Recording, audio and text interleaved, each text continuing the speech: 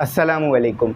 तो भाई कल ईद है, लेकिन बहुत से बच्चे जो फॉर्म फिल कर रहे हैं उन्हें बहुत ज़्यादा फॉर्म फिल करने में प्रॉब्लम हो रही है। तो मैंने आप लोगों की आसानी के लिए ये वीडियो बना रहा हूँ, क्योंकि मुझे मेरे व्हाट्सएप पर जो है वो 200-300 से ज़्यादा मैसेजेस मिल गए हैं 1 घंटे के अंदर।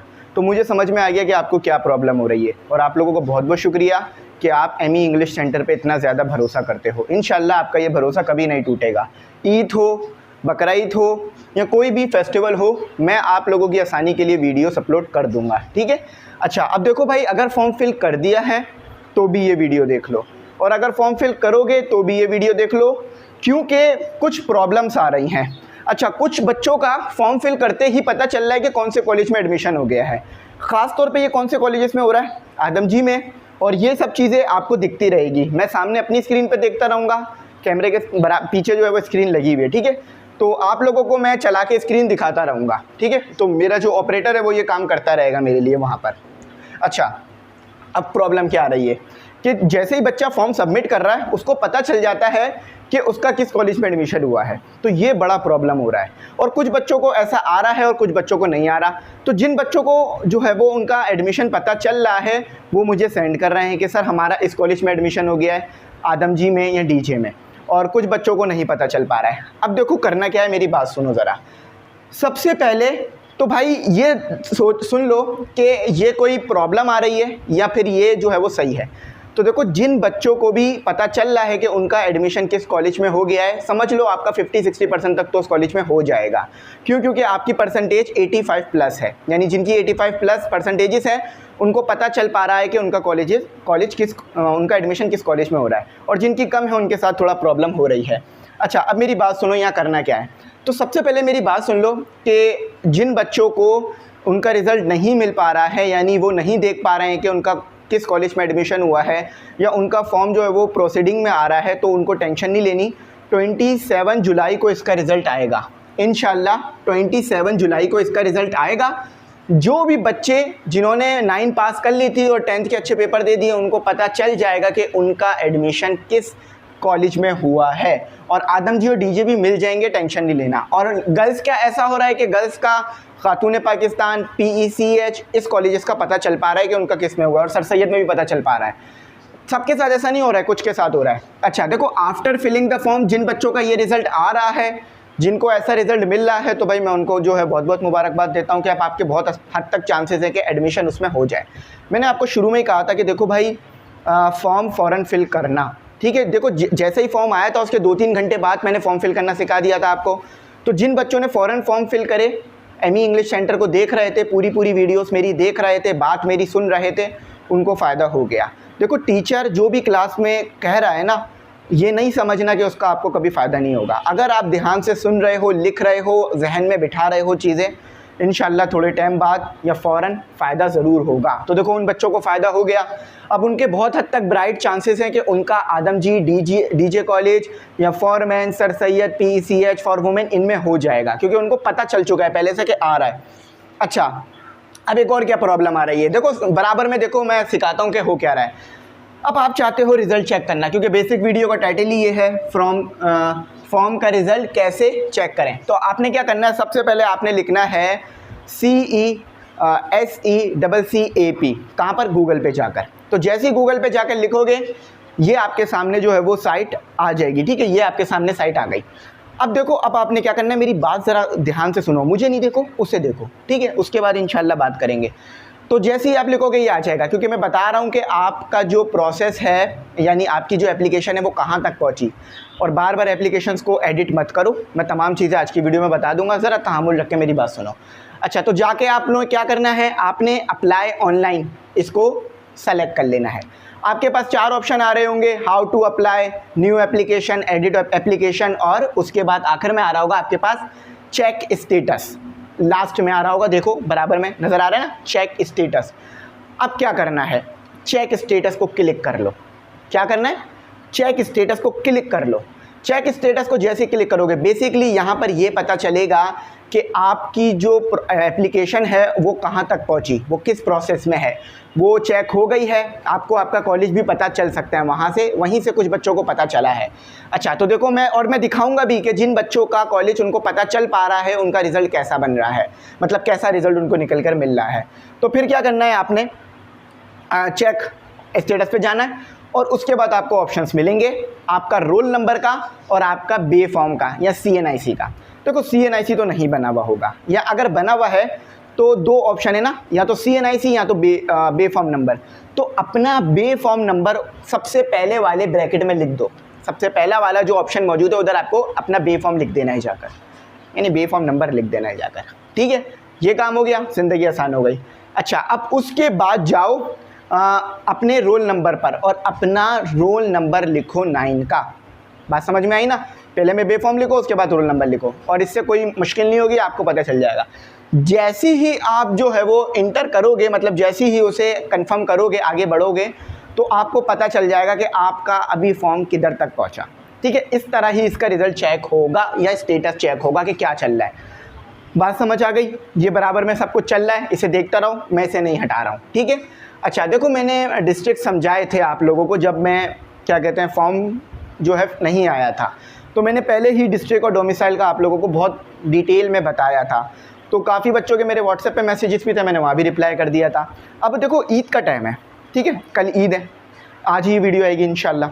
अब कल ईद है, मुझे भी जो है वो आपको पता है कि चलो ईद बकरीद वाली ईद नहीं होती, अगर वो वाली ईद होती, हमारी ईद उल फितर होती, तो काम थोड़ा कम होता है ईद उल फितर पे ना, क्योंकि घर के ही काम होते हैं, तो वो कोई और भी कर सकता है। लेकिन जो ईद उल फितर होती है ना, इसमें क्या होता है कि भाई जानवरों के काम होते हैं, यानी जानवर की देखभाल, उसको खाना पीना, वो कुछ गलत खा ना ले, या वो कोई जो है वो भाग ना जाए, या कोई चोरी ना हो जाए। तो मैं भी उसमें लगा हुआ था, तो इसीलिए थोड़ा सा लेट हुआ। लेकिन आज पूरा दिन मैंने क्या किया, 2.2 कंप्लीट की है एक्सरसाइज, और आज आपके लिए ये वीडियो बना रहा हूँ। इंशाल्लाह कल भी एक वीडियो बनानी है, उस टॉपिक पे भी बात करनी है, वो मैं बता दूंगा।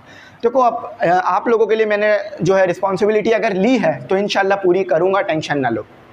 अच्छा अब आ जाओ, बहुत से बच्चों का ये प्रॉब्लम आ रहा है कि मदर का डोमिसाइल नहीं है उनके पास।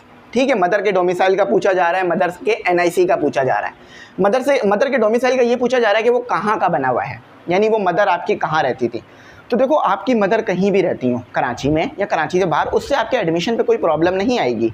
ये सिर्फ एक एडिशनल मालूमात है आपके बारे में। फॉर एग्जांपल मैंने आपसे अगर ये पूछ लिया कॉलेज का एडमिशन देते वक्त आपकी हाइट कितनी है, तो क्या इससे आपका एडमिशन नहीं होगा? अगर आपकी हाइट 4 है, 5 है या 6 है, तो क्या आपका एडमिशन नहीं होगा? इससे नहीं होगा ना, ऐसा कुछ भी नहीं होगा। ठीक है, लेकिन ज़रूरी है। तो इसी तरह से मदर आपकी शादी से पहले, शादी के बाद। अब कुछ बच्चे मुझे कह रहे हैं कि सर हमारी मदर का जो डोमिसाइल है, और अक्सर लोग शादी से पहले ही बनवाते हैं डोमिसाइल, जॉब्स के लिए, यूनिवर्सिटी एडमिशन्स के लिए, गवर्नमेंट जॉब्स के लिए, मुख्तलिफ चीज़ों के लिए।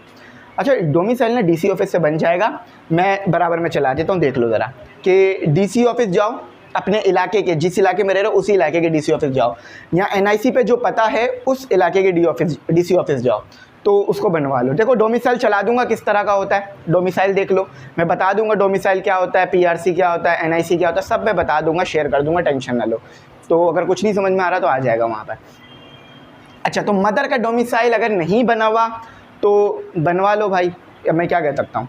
तो अगर उनका डोमिसाइल किसी ऐसे इलाके का बना हुआ है जैसे कि आप जिस इलाके में रहते हो, और अक्सर ऐसा ही होता है भाई, शादी होकर इंसान ऐसा थोड़ी ना है कि सेम ही गली में रहेगा या सेम ही इलाके में रहेगा। लोग तो शादी करके पाकिस्तान से बाहर तक भी चले जाते हैं, ख़ास तौर पे लेडीज़ का भी होता है ऐसा। तो आपकी मदर का डोमिसाइल कराची के किसी भी इलाके का बना हुआ है, आपने बेफिक्र होकर उस इलाके को सेलेक्ट कर लेना है। कोई भी गलत इन्फॉर्मेशन इंटर नहीं करनी है, क्योंकि ये सब गवर्नमेंट का काम है। तो आप गवर्नमेंट के किसी भी इदारे में कोई जानबूझ के गलत इन्फॉर्मेशन दोगे तो ये गैर कानूनी होता है, ये जो है वो क्रिमिनल प्रैक्टिस कहलाती है ये। ठीक है, अनलॉफुल कहलाता है ये। तो बिल्कुल ऐसा कुछ नहीं करना आपने, जो जहाँ है वही रखो।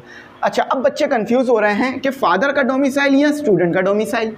देखो मैंने कहा था कि अगर स्टूडेंट का डोमिसाइल नहीं है तो फादर का डोमिसाइल, और भी लगाया है ना, आता है ना पेपर में क्वेश्चन के क्वेश्चन नंबर 1 और क्वेश्चन नंबर 2। देखो बार बार सेम क्वेश्चन मुझसे पूछा जा रहा है, तो इसलिए मैं ये वीडियो बना रहा हूँ। और वीडियो बनाने के बाद ऑलमोस्ट तमाम के सवालों के जवाब हो जाते हैं, क्योंकि देखो भाई आप गौर से मेरी बात सुन रहे हो, कोई डिस्ट्रैक्शन नहीं है, हैंड फ्री लगी हुई है, ईयरबड्स लगे हुए हैं, एयरपोर्ट्स लगे हुए हैं, बात सुन रहे हो, तो मामला हल हो रहे हैं।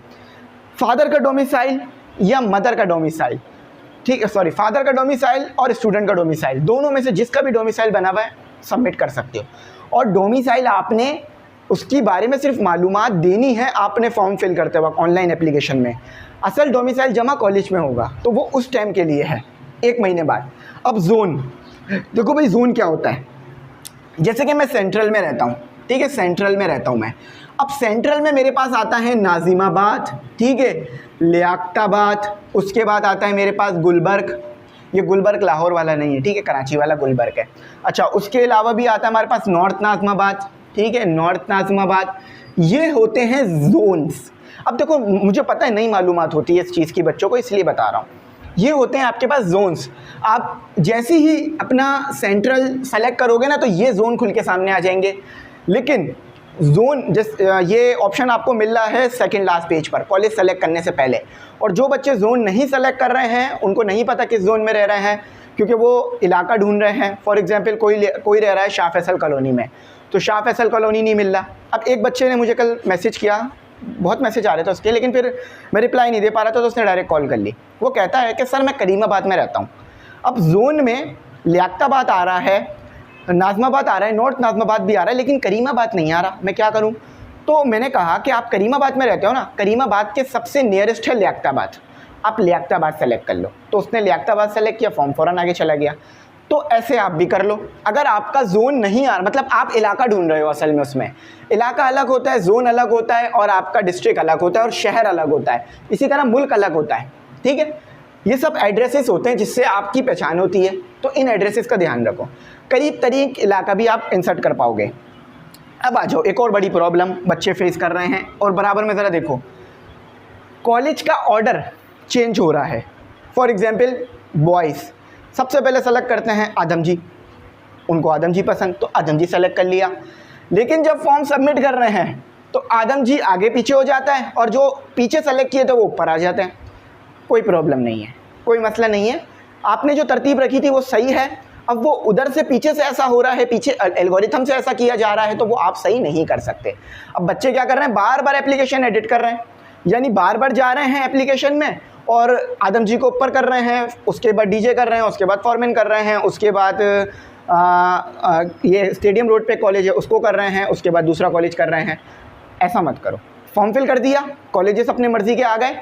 हाँ, आगे पीछे ऑर्डर में आ रहे हैं, जैसे कि आपने किसी कॉलेज को दिया था नंबर 1 और 2 3 4 5, लेकिन फॉर्म सबमिट करने के बाद 5 वाला ऊपर आ गया, 3 वाला यहाँ आ गया, 2 वाला यहाँ आ गया, 1 वाला यहाँ आ गया और 4 वाला यहाँ आ गया।